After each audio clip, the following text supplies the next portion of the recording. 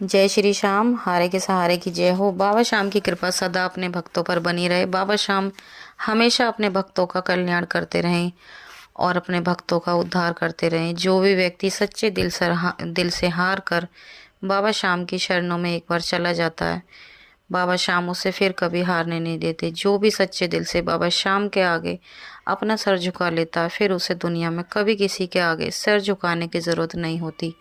बाबा श्याम हमेशा उसकी सुनते हैं, हमेशा उसका उद्धार करते हैं। बाबा श्याम हमेशा उसके साथ चलते हैं, कभी उसे अकेला महसूस नहीं होने देते। दोस्तों, आप तो जानते हो आजकल की ये दुनिया है, ये कलयुग चल रहा है। ये जो कलयुग की दुनिया है ना, ये बहुत मतलबी दुनिया है। ये पैसे की दुनिया है। पैसा ऐसी चीज़ है, अगर व्यक्ति पे पैसे नहीं होते ना तो अपने भी दुश्मन बन जाते हैं, अपने भी दूर चले जाते हैं छोड़कर। और अगर पैसा होता है तो पराये भी अपने बन जाते हैं। जी हाँ दोस्तों, आज हम एक और सत्य घटना आपके साथ शेयर करने जा रहे हैं, जो कि आप सुनोगे तो आपको भी बहुत अच्छा लगेगा। इस कहानी को अंत तक ज़रूर सुनें। अगर आपको कहानी पसंद आए तो कमेंट बॉक्स में जय श्री श्याम लिखना बिल्कुल ना भूलें और इस कहानी को ज़्यादा से ज़्यादा शेयर करें, ताकि सभी भक्तों को, जो भी व्यक्ति, जो कहानी आज हम सुनाने जा रहे हैं, जो भी व्यक्ति अगर ऐसा है तो उसे इस चीज़ का एहसास हो। और हमारे चैनल को सब्सक्राइब करना बिल्कुल ना भूलें। सब्सक्राइब कर बेल आइकन को ज़रूर प्रेस कर दें, ताकि आने वाली वीडियो सबसे पहले आप तक पहुंचे। और अगर आपके साथ ही बाबा श्याम ने कोई चमत्कार किया है तो हमारे साथ ज़रूर शेयर करें। हम दुनिया के सामने लेकर आएंगे, ताकि ज़्यादा से ज़्यादा लोग बाबा श्याम से जुड़ें। तो ज़्यादा देर ना करते हुए कहानी को शुरू करते हैं। कहानी शुरू करने से पहले सभी भक्तों को जय श्री श्याम। तो दोस्तों, आज की जो कहानी है, आज की कहानी है रमेश जी की। रमेश जी बताते हैं कि वह, उनके पास इतना ज़्यादा पैसा था। एक वक्त था, उनका अच्छा खासा व्यापार था, सब कुछ एकदम बढ़िया चल रहा था। पर वो कहते हैं ना कि जिस टाइम इंसान पर पैसा होता है, सब कुछ होता, अगर उसमें मैं आ गई तो वहीं पर सब खत्म हो जाता है। तो वही यही सब कुछ ऐसा ही रमेश जी के साथ हुआ। रमेश जी के पास सब कुछ था, घर परिवार में सब थे, सब अच्छे थे, सब कुशल मंगल चल रहा था, सब कुछ अच्छा चल रहा था। बाबा की कृपा से पैसा भी बहुत था, सब कुछ मतलब बढ़िया चल रहा था। पर रमेश जी के अंदर एक चीज़ की कमी थी, जो थी उनके अंदर था घमंड। रमेश जी के अंदर इतना ज़्यादा घमंड था कि उनको ऐसा लगता था कि जो मैं कर सकता हूँ वो कोई और नहीं कर सकता। वो हर चीज़ में बात बात में कहते थे कि जो मैं कर सकता हूँ ना, वो कोई नहीं कर सकता। उनकी वाइफ उन्हें हमेशा यही कहा करती थी, देखो आप किसी चीज़ पर घमंड मत किया करो। पैसा ऐसी चीज़ है, आज यहाँ है कल कहीं और है। अगर आप घमंड करोगे तो शायद हमारी भी स्थिति उसी इंसान की तरह हो जाए जिसको आप बोल रहे हो। वो किसी कोई भी इंसान होता था, उसका मजाक बनाया करते थे और बड़े जोश के साथ कहते थे कि जो रमेश कर सकता है वो कोई नहीं कर सकता। मेरे पास आज सब कुछ है, मैं तो ये भी खरीद सकता हूँ, मैं वो भी खरीद सकता हूँ। दूसरों को कहते थे, अरे देख ये तो ये ले ही नहीं सकता, अरे ये तो वो कर ही नहीं सकता। उनके अंदर इतना ज़्यादा घमंड आ चुका था, बहुत ज़्यादा घमंड आ चुका था। अब जब इंसान के अंदर घमंड आ जाता है तो भगवान भी उसको आईना तो ज़रूर दिखाते हैं, चाहे जल्दी दिखाएं चाहे देर से दिखाएं। तो उन्हें भी भगवान ने जल्दी आईना दिखा दिया। भगवान को भी वो मानते नहीं थे, यूँ कहते थे कौन भगवान, कैसा भगवान। वो कभी भगवान को भी नहीं माना करते थे, यहाँ तक को वो मंगलवार को नॉनवेज भी खा लिया करते थे और भगवान पे वो विश्वास नहीं करते थे। उनकी वाइफ बहुत ज़्यादा विश्वास करती हैं, शुरू से ही भगवान पर बहुत ज़्यादा विश्वास करती हैं और वो कहती भी थी। एक दिन उन्होंने गुस्से में मन ही मन भगवान को बोला भी था कि भगवान एक बार इन्हें ज़रूर सबक सिखाओ, ये ऐसा क्यों करते हैं। क्योंकि जब वो दूसरों को बोला करते थे, उनकी वाइफ को बहुत बुरा लगता था और वो भी यही चाहती थी कि उनके हस्बैंड ऐसा ना करें। और ऐसा दोस्तों करना भी नहीं चाहिए। अगर हमारे पास पैसा है, शोहरत है, सब कुछ है हमारे लिए, हमें दूसरे की, अगर कोई इंसान परेशान है, कोई गरीब है, तो हमें उसकी मदद करनी चाहिए। और अगर आप उसकी मदद भी नहीं कर सकते तो कम से कम उसका मजाक मत बनाओ। अपने पैसे का गुरूर बिल्कुल नहीं करना चाहिए, क्योंकि दो चीज़ ऐसी हैं, माया और काया, जिसका कोई भरोसा नहीं है। हमारा जो शरीर है, कोई भरोसा नहीं इसका, ये कब हमारा साथ छोड़ दे, और जो हमारे पास पैसा है उसका भी कोई भरोसा नहीं, वो कब चला जाए। तो दोस्तों, ऐसा ही रमेश जी के साथ हुआ।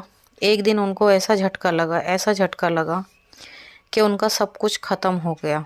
उनका सब कुछ ख़त्म हो गया। उनका सट्टे का काम था जो कि बहुत अच्छा चल रहा था, और उन्होंने जो कुछ भी उनके पास पैसा था, उन्होंने 2-4 जनों को उन्होंने उधार में दे रखा था। किसी को 15 लाख, किसी को 5 लाख, ऐसे ही बातों में वो बहुत जल्दी हर किसी के बहकावे में आ जाया करते थे और वो दे दिया करते थे। और उनकी वाइफ मना भी किया करती थी कि तुम किसी को उधार मत दिया करो इतना ज़्यादा। तो वो उसकी अपनी वाइफ की बात ही नहीं माना करते थे। उनको जो करना है वो अपने मन की किया करते थे। उन्होंने कभी मतलब ना अपनी वाइफ की सुनी, किसी की नहीं सुनी। उन्होंने हमेशा सिर्फ और सिर्फ अपनी चलाई। यहाँ तक को वो ये भी क्या करती थी कि आप इस काम को मत करा करो, आप कुछ और काम करो जो कि अपनी मेहनत से करो। लेकिन उनके हस्बैंड ने उनकी एक नहीं सुनी, और आज उनकी वो दशा है दोस्तों कि आज वो एक एक रुपए के लिए तरस रहे हैं। आज वो इतने ज़्यादा परेशान हैं, इतने ज़्यादा परेशान हैं कि वो एक एक दिन तिल तिल रोते हैं। इतना ज़्यादा परेशान है। उनका सब कुछ ख़त्म हो गया, सारा उनका पैसा चला गया, सब कुछ बेकार हो गया, सब बर्बाद हो गया। आज वो इतने ज़्यादा परेशान हैं। आज उनका घमंड चकनाचूर हो गया, घमंड बिल्कुल चकनाचूर हो गया। इतने ज़्यादा परेशान हो गए। छोटे छोटे से उनके 2 बच्चे हैं, 2 बेटे हैं उनके। लेकिन वही है ना, कहते हैं ना, उनकी वाइफ फिर भी मन ही मन अब वो बाबा श्याम की शरण में आ चुके हैं। उन्हें किसी ने बाबा श्याम के बारे में बताया था उनकी वाइफ को, क्योंकि उनके हस्बैंड तो किसी की सुनते ही नहीं है। और उन्होंने मन ही मन बाबा से प्रार्थना करी कि बाबा हमारा सब कुछ अच्छा करो, इन्हें सद्बुद्धि दो और हमारा सब कुछ अच्छा करो, हमें 2 वक्त की रोटी मिल सके, इतना तो बाबा हमारा कर ही दो। तो अब वो बाबा श्याम की शरण में है। अभी उनकी स्थिति इतनी ज़्यादा ठीक नहीं है, पर हाँ, जब से वो बाबा श्याम की शरण में आए हैं, अभी उन्हें बाबा श्याम से जुड़े हुए ज़्यादा वक्त नहीं हुआ, करीब 5 से 6 महीने हुए हैं। पर इतना सुधार आ गया उनकी लाइफ में कि अब उनके हस्बैंड की बोली में थोड़ी सी नरमाहट आ गई है। अब थोड़ा सा उनका, ज़्यादा तो नहीं, पर 10% उनका घमंड थोड़ा कम हुआ है अब भी, इतना सब कुछ होने के बाद भी। पर उनकी वाइफ रोज़ बाबा से प्रार्थना करती हैं, रोज़ बाबा से कहती हैं वो बाबा हमारा सब कुछ सही करो, मेरे हस्बैंड को सद्बुद्धि दो। तो ज़्यादा तो नहीं, पर उनकी लाइफ में पहले से थोड़ा सुधार आया जब से वो बाबा शाम की ज़िंदगी में आए हैं। और उनका यही कहना है कि अब मैं बाबा शाम से जुड़ चुकी हूँ, मेरा सब कुछ ठीक हो जाएगा। और ये बात हकीकत है। अब वो बाबा शाम की शरणों में आ गई हैं। अब उन्हें एक एक रुपए से वो इतनी ज़्यादा परेशान हो गई थी, अपने हस्बैंड की सिर्फ एक गलती के कारण इतनी ज़्यादा परेशान हो गई थी। और जब से वो बाबा शाम की शरणों में आई हैं, 5 से 6 महीने ही हुए हैं, ज़्यादा वक्त भी नहीं हुआ। जब से बाबा शाम की शरणों में आए हैं, अब वो ज़्यादा नहीं तो कम से कम 2 वक्त की रोटी खा पा रहे हैं, अपना सही से उनका थोड़ा गुजारा हो रहा है। धीरे धीरे उनकी ज़िंदगी में सुधार आना शुरू हो रहा है। पहले से उनका 100 में से 70-80% उनकी लाइफ में सुधार आ चुका है।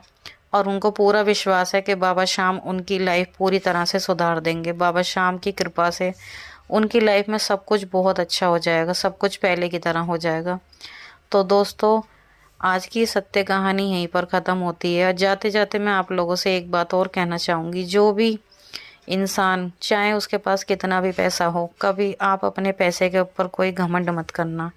चाहे कोई कितना भी सुंदर हो, अपनी सुंदरता पे घमंड मत करना, क्योंकि ये दोनों चीज़ ऐसी हैं कि इन चीज़ों का कुछ नहीं पता ये कब आपके पास से चली जाए, कब ये शरीर हमारे पास से चला जाए, कब हम इस शरीर को त्याग दें, कब हमारा पैसा चला जाए, कुछ नहीं पता। इसलिए जो भी आपको भगवान दे, भगवान के आगे हाथ जोड़ो, भगवान से कहो कि भगवान आपने जो भी हमें दिया है, जिस भी भगवान को मानते हो, बाबा को मानते हो, कि बाबा आपने जो भी हमें दिया है हम उसमें संतुष्ट हैं, आप अपनी कृपा बनाए रखें। और जैसी कृपा हम पर रखी है ऐसी और भी सब पर रखें। और जो कोई आपको इंसान परेशान दिखाई दे, जो आपसे मदद मांगे, उसकी मदद करो। दूसरे की परेशानी में अगर परेशान, उसकी परेशानी को ख़त्म नहीं कर सकते तो उसकी परेशानी को बढ़ाओ भी मत, उसका सहारा बनने की कोशिश करो। जितना हो सके हेल्प करो, हेल्प ना करो तो अपने मुंह से किसी को बुरा भी मत कहो। आज की सत्य कहानी यहीं पर ख़त्म होती है। कैसी लगी कमेंट करके ज़रूर बताना, और कमेंट बॉक्स में जय श्री श्याम ज़रूर लिखें। सभी भक्तों को जय श्री श्याम। मिलते हैं एक और अगली वीडियो के साथ, तब तक के लिए जय श्री श्याम।